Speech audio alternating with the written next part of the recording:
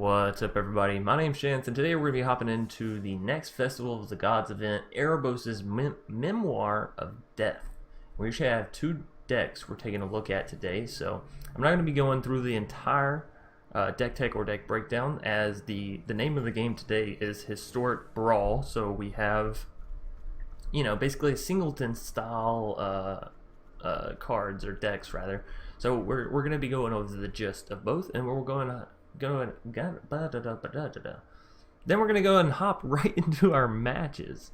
Anyway, so this first deck we have is based off Kumina and Merfolk, and that's pretty straightforward. Pretty much all it is, right? We have a whole bunch of Merfolk and we have Kumina, and we're going for those aggro plays, for those super quick victories, right? Y'all know I love tribal decks in general, so being able to revisit Kumina and the Merfolks and all that, where I actually started my channel out as far as Magic content goes, it's very nice. It's very very cool little circle I was able to make. And then we have Linda and all of her vampires and all of that wonderfulness. So one thing I will say is, I don't know if it's a bug or what, but Linda didn't seem to proc the on-death effect whenever I put her back into my command zone. So I don't know if that's some weird magic rule where it's like, oh, when your commander goes into the command zone, technically it doesn't die because it's just getting reverted to a semi-hand space. I don't know. Okay, I don't know the technicalities of it. But it doesn't work for those of us new players who might be wondering.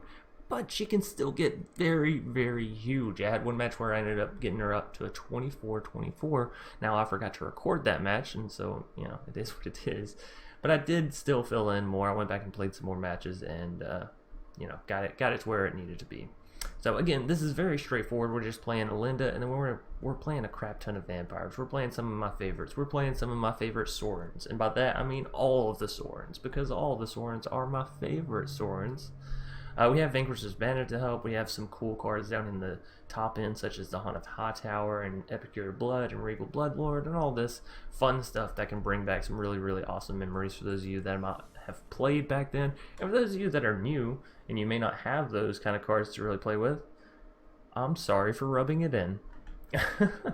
Nonetheless, that's going to do it for our deck tech or deck breakdowns. Like I said, short, sweet, simple. And now we're going to go and hop right into our matches. Mr. Creeper Phil, going to be our first foe for the day. I gotta say, I'm excited to see what people are bringing to the table. This is a very interesting event, and I'm super, super happy that they gave us Historic Brawl, like actual play against other people besides just your friends, It's excellent. It's fantastic. It's monumental.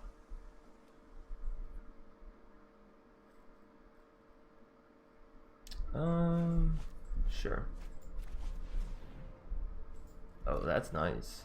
I mean, we were about to draw it anyways, but that's really nice. Really, really, really nice. Dinosaur. Oh, okay. I was like, why was my opponent just saying dinosaur?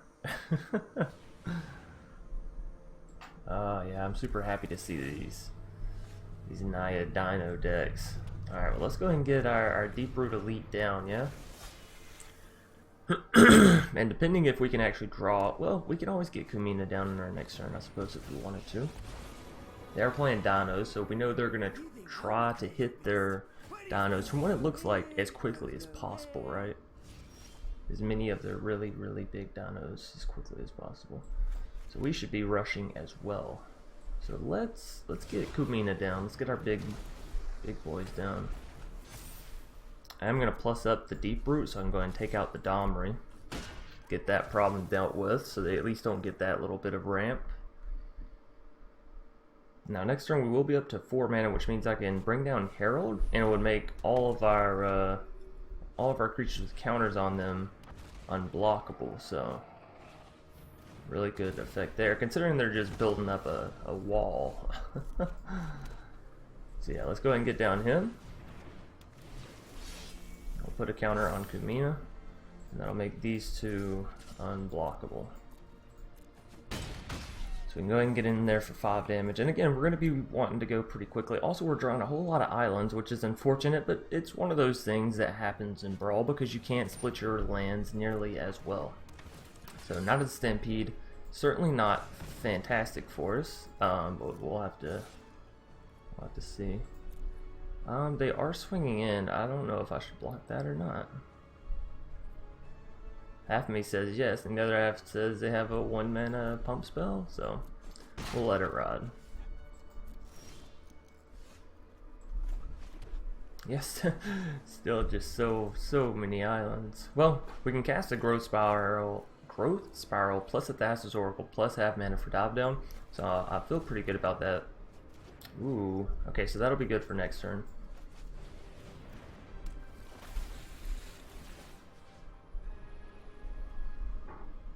I think I do just want to keep making sure I have creatures that will. Alright, choose up to one, put it on top of your library. Well, Wave Trap, Water Trap, Wave Trap. Water Trap Weaver certainly isn't bad. Yeah, that'll work. That will work. Alright. And we still don't have enough to really give Kumina or to like tap and, you know, give counters or any of that. So yeah, we're just gonna keep dealing damage. Our opponent's already down to 12. How much damage can we deal next turn? Dun, dun, dun, dun, dun. Well, that's certainly not good. Let's see. They have 7, 10, 12, 14 damage. This can put our Thassa's Oracle up to a 1/6, which means she can block majority of the damage here if I just want to do that. Or she can live and block all the damage here. What am I taking? 10, 12? I'll be down to 11. How much can I deal back to them? 3, 5, 8, 10. Oh yeah, I have this for sure. Forgot about Merfolk Mistbinder being in my hand, so we should be good here. Yeah. Oh, maybe I should have blocked this. I forget about his effect. And knowing that I have the Merfolk Mistbinder, yeah, I probably should have. Oh, well. I mean, Thrashing Brontodon really isn't going to be enough anyways. We have this plus a Water Trap Weaver. So, yeah. Yeah. That's going to be a GG.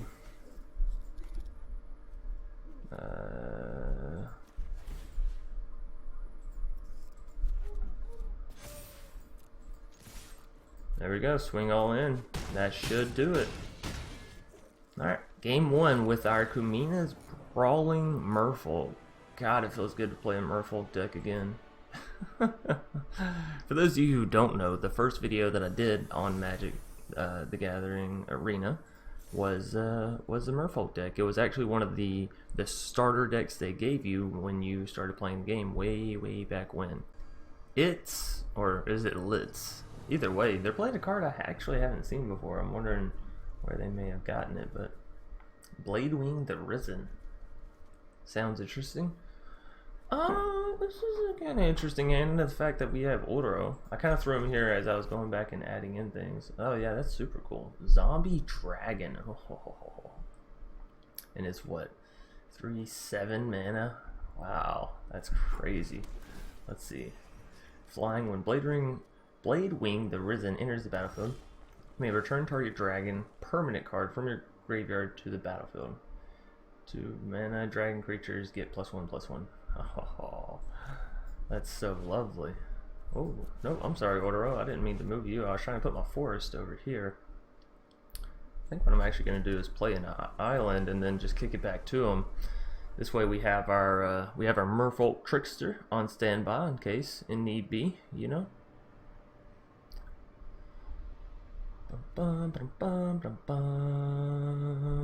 We may actually just save the Merfolk Trickster, right? That's like one free dragon don't hit us in the face turn. Move, play. You know what I'm saying, right? I think that's worth saving. Granted, we're going to be trying to play out our Merfolk and all that, but I think we should keep the Trickster back.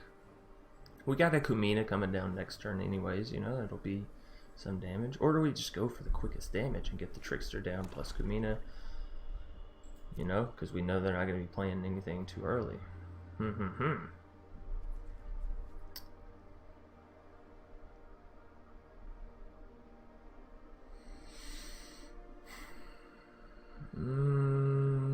Let's keep the Trickster.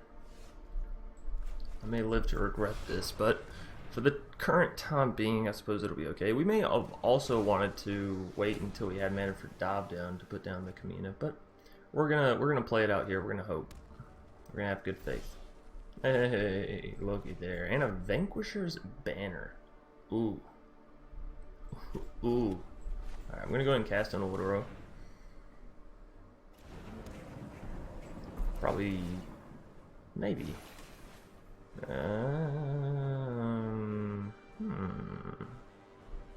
Yeah, I'll put the forest down. And this way I can put Kumina's speaker down and still have mana for Dive Down. All the downs. Alrighty. Kumina. Ooh.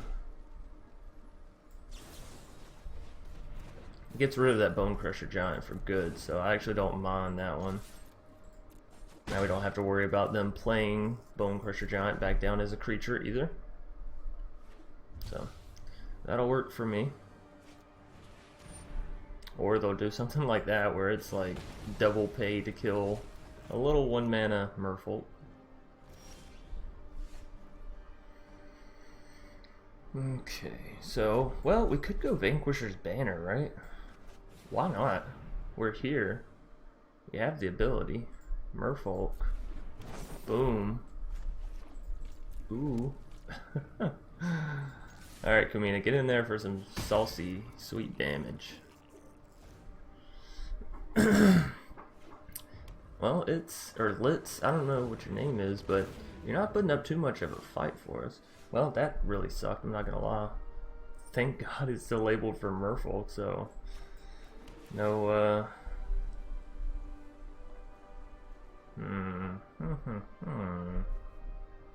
mean, Brineborn goes well with the Merfolk Trickster, but...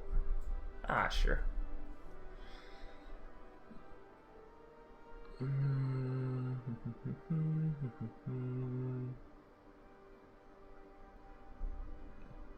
It's not terrible. Couldn't we also realistically... Does this work on you? No? No, we still don't get it back? You know, it was worth a try. Y'all have to remember, I'm still a relatively new player to Magic, so learning all the interactions is still, it's still a bit. And yes, I do know I can tap Kumina, or rather, play Kumina's ability and tap my other Merfolk and draw a card, but I typically like to do that at instant speed. So yeah, we'll go ahead and tap 3. Boom, boom, boom. Now, of course, we're going to sacrifice a creature. Question is, which one, right?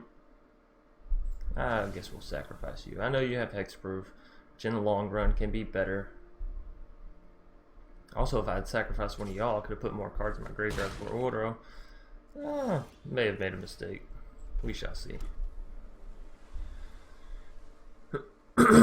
Alright, so Kumina can still get in with damage, but I think I'd rather just tap all of them.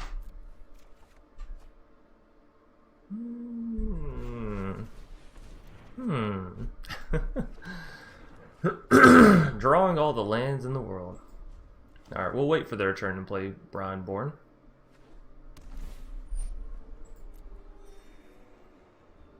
I am getting a little bit worried though, because they're at a lot of mana. Oh, and Perforo certainly doesn't help us.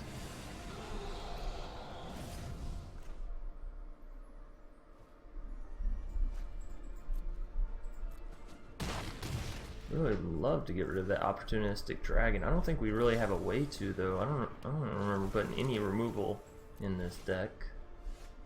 Thassa's Oracle. Well, I mean, it's, you know, D something. Choose up to one card and put that card on top of your library. How low are they? They're down to 19. And I'm only dealing 3, 6, 9, 12, 14. Well, I could. We're gonna put the Tempest Caller on top. And we're just gonna pass it back to our opponent. What I think I'm gonna do is tap all my Merfolk and give them all counters, right? Then I can play Tempest Caller and tap all of the opponent's creatures. We can't take all this damage, can we? That's 9 plus 7 is 16 exactly. Purpose is taking out one of them. I guess you're taking out the Oracle, yeah. But first, I was about to say, please don't tell me I missed my opportunity. Tappity tap tap. All right, so -2 from that damage. They'll be at 6, not 4. Oh, that was nice. That was so lovely. I don't even mind losing this match. Oh, that was great. Yes. It's Litz. I can't tell if that's a capital I or a lowercase L. Either way, very proud, very happy, very, very awesome. Super Yoda. What a name. And they're playing Erebos. Alright, interesting. Interesting. Kind of like this hand. We have 3 lands here. We probably will go ahead and get the Evolving Wilds down and out. We don't have to worry about it too much, you know. And then, yeah, and then go from there. I feel like a complete dunce. I just recorded an entire match, or so I thought. Got to the end of it, and we had like 113 life, and it was a super fun, super awesome, super long match. And then I realized I wasn't fucking recording. Man, punch in the face, huh? Punch in the face. Things like that really, really hurt, though. You're like, oh yeah, I just did so good. That was such a great match. I'm gonna go edit it and feel great. And then you're like, oh no, I'm not. I'm gonna sit here and kick myself. Alright, it's okay. On to the next one, as they say. You want me to discard a card, huh? Yeah? I'll discard a land. We have the Dusk Legion Zealot. I guess I don't mind losing a land for the sake of potentially gaining a land. Well, Legion's landing is perfectly fine. I am gonna go ahead and swing in with the Adonta Vanguard. I don't care if I have to pay the life. And we don't, so fantastic. Yeah, so Legion's land, if we can get that down and swing in with that vampire, then we can basically get another what's it called? Right on back to my turn. So Banishing Light we can use to actually get rid of their Underworld Dreams. So yeah, don't mind if I do. Just take that one. Thanks, sir or madam. We'll swing in again with the Adonta. I'm going to leave the Dusk Legion back. I will pay to keep you alive. And our turn on that note. On that note, Arena, I need one more land, por favor, and I can get down this Alinda. Then I don't mind so much my creatures dying. Erebos coming down for our foe. For our opponentato. Target creature gets -2/-1 until end of turn. Okay, I need to keep that in mind. Oh, so we hit the land. We hit it. We did it. We're here, finally. Alinda, come on down. Come on down. Oh, you know what? I messed up there. I should have kept up mana for the Sheltering Light. Otherwise, Alinda is just going to die immediately to their commander. Whoops. Chance, you're not thinking with your head. How much does it cost? It costs 2 mana, so yeah, they can do that. They can pay a 2 mana card, or just play a Gravebreaker Lamia. Guess that works. Either way, now we have enough mana for Sheltering Light. Will that keep her alive up against the -2/-1 effect? I'm not quite sure. But we do have a Conclave Tribunal, so we could take the Erebos away. Granted, they could play it right back down. It would at least delay it, if not, you know, just a little bit. If nothing else, then just a little bit. Whatever. We could also just go Unbreakable Formation on our turn, swing in with our creatures, and be perfectly fine there. Also, we could do Unbreakable Formation plus Conclave Tribunal to get rid of the Gravebreaker Lamia.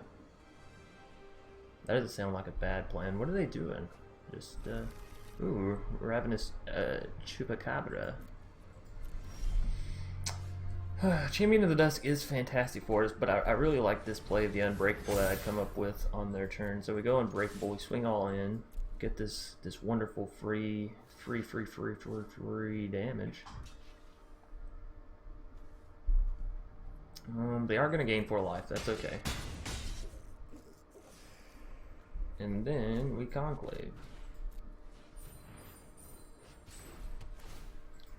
Puts counters on things, so killing a Linda's harder. We take their creature, and we got in a little bit of damage. Only 4, because they basically negated the damage that we got with the Danto. But... or only 2, I mean.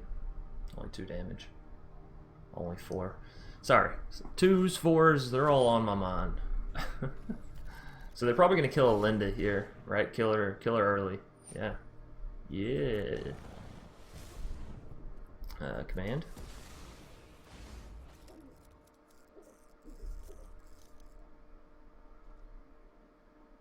I thought Alinda's ability worked when she went into the command zone. She died, didn't she? I don't know. Oh man, we only have 1 black mana. And now's the time where I feel terrible for using that Evolving Wilds to get a Plains. Was that this game? It was Evolving Wilds. Or did I get a Swamp? Who knows? It's all up in the air.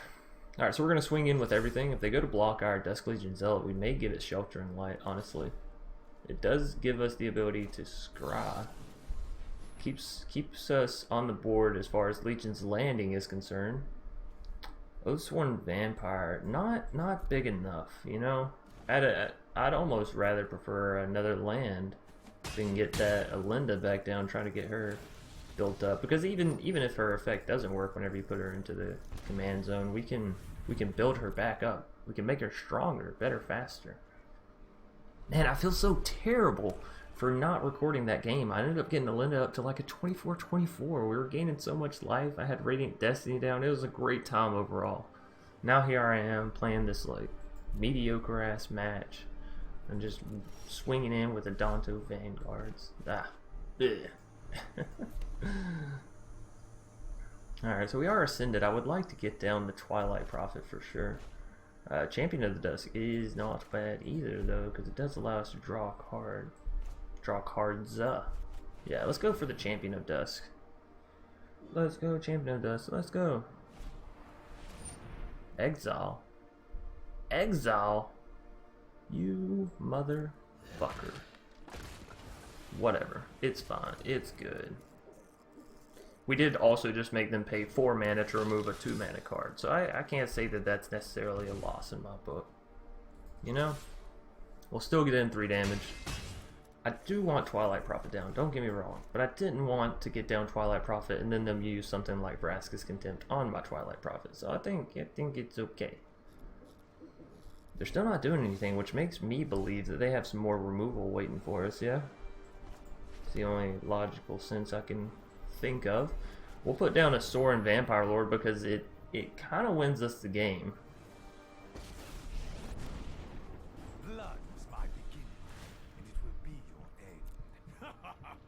Right, that puts them down to 5, and then we have enough damage with our creatures. Now, obviously, they can kill our creatures in some manner, I'm sure. Surely. Tendrils of Corruption, yeah, that'll do it. Oh, it's a newer one. It's a newer, or, well, I guess an older one. The newer, older one. Whatever. But we did get the what's it called? Tossed over, so that's good. They're just holding on to dear life at this point, I feel.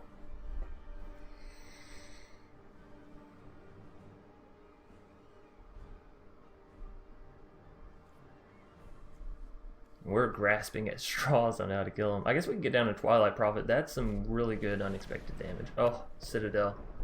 Thankfully, they already are low on health, so it makes it a little bit more difficult for them. We'll put down the Forsaken Sanctuary. But turning Erebos online is terrible for us because it means our Sorin is going to get taken out. No! Sorin!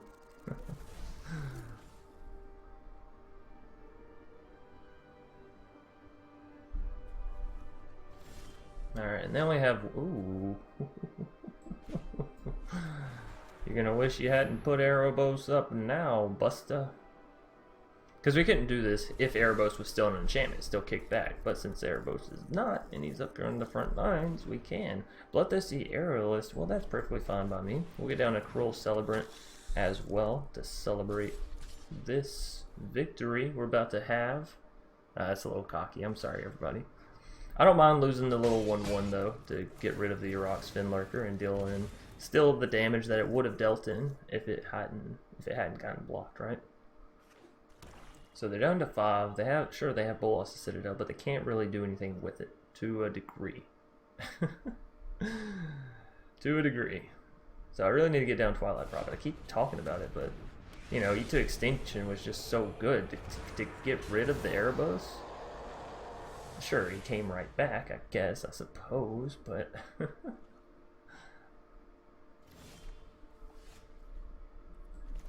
alright. Let's go, Twilight Prophet. Let's go. As long as she can survive a single turn, we'll be A to the OK. And I think at this point we actually don't attack.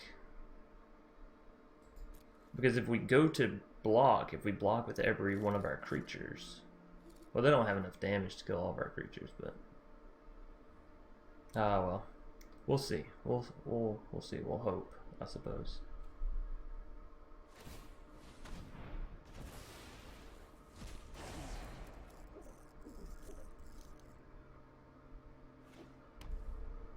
They only exiled 1. It's a little curious. Doom Whisper. Interesting. Interesting, interesting.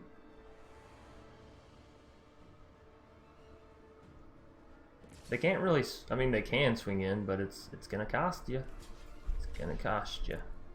So we'll block with Dusk Legion Zealot, block that damage, and deal 1 back to them, so they're down to 3 life. If I draw the right card, that's it for them. 3 mana CMC, here we go. 5. That's enough. Super Yoda getting taken down with the classic Twilight Prophet. Now let me make sure that I'm actually recording. Haha, I am. Fantastic. You know what really sucks, actually, is I thought I was recording for both of my matches with Alinda's, but I wasn't. So, I'm going to call it for today's video. I'm sorry that y'all didn't get two matches of Alinda's Vamps, but trust me when I say this deck is fucking beautiful. Consistent, man. I mean, it's historic Brawl, but fun, oh hell yes. Super highly extra recommend if you have the cards, you know. Anyways, thanks everybody for watching. Hope you enjoyed. If you did, please be sure to leave a like down below. Comment in the comment section if you have any suggestions for this video, future videos, or past videos. And if you're new here, consider subscribing. It's free. It's a great way to support the channel and gives you an update every time we put out a video. So yeah, peace.